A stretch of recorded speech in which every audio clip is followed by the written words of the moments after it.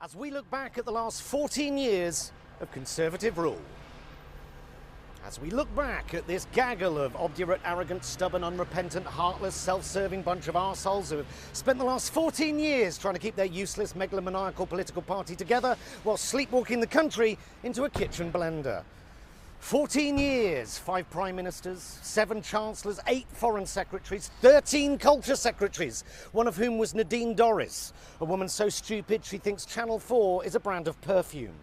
8 home secretaries, including grinning exorcist doll Priti Patel, Sajid Javid, James Hilarious rape jokes cleverly, and far-right pin-up Suella Braverman. Twice! A woman who says multiculturalism has failed, even though her, Patel, Javid cleverly, Sunak, Kwarteng, Zahawi, Badenoch are proof that even if you do have brown skin, you too can become a vicious, festering, regressive, lying, greedy, nasty, eye-wateringly wealthy, but morally bankrupt cunt. No fewer than 16 housing ministers, which explains why the UK is the most difficult place to find a home in the developed world. In 2000, a home cost 4 times the average salary. Now it costs 8 times the average salary, and workers are 11 grand worse off a year after 15 years of almost completely unprecedented wage stagnation. We've gone from 29 billionaires to 177 billionaires, whilst the working classes endured crippling austerity. The highest taxes in 70 years, lowest corporate taxes in 50 years. The rich are richer and the poor are much poorer, and your average high street is boarded up.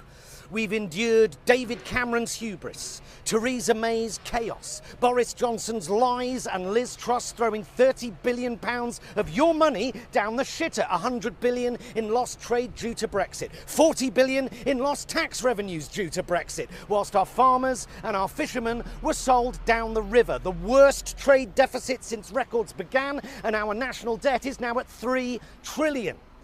Average student debt has gone from 5k to 50k, homelessness has doubled, child poverty has tripled, an energy crisis that has little to do with the war in Ukraine and more to do with unfettered capitalism and unbridled greed. Highest energy bills in Europe, with 6.7 million people currently living in fuel poverty. The party of law and order have overseen record backlogs in the Crown Court, delays of 5 years for rape cases, with rapists being spared jail because the prisons are full. Chronic shortages of judges on top of a narrative that says they're all enemies of the people. They sold off 600 police stations. They cut police numbers by 21,000, then increased police numbers by 20,000, which is not an increase in police numbers, no matter how many times they tell you it is. Highest train fares in Europe, lowest state pension in Europe, longest waiting lists in NHS history, a nation with rotting teeth and people being hospitalised with malnutrition and scurvy, billions of taxpayers' money wasted on PPE contracts for their rich mates, and they let the bodies pile high and killed tens of thousands of pensioners during the pandemic, and then they lied about it. They cut our armed forces, they closed and sold off our fire stations, they closed, then sold off our libraries, they didn't build those 40 new hospitals, and they forced councils into bankruptcy. They wasted billions on HS2. They voted to allow bankers to have unlimited bonuses. They allowed BP and Shell to steal our oil and gas reserves without paying taxes, whilst Norway, of course, went the other way and has a sovereign wealth fund of over 1.6 trillion. And record amounts of our tammies and turds are being churned into our rivers and oceans by our privatised water companies. Windrush, Grenfell,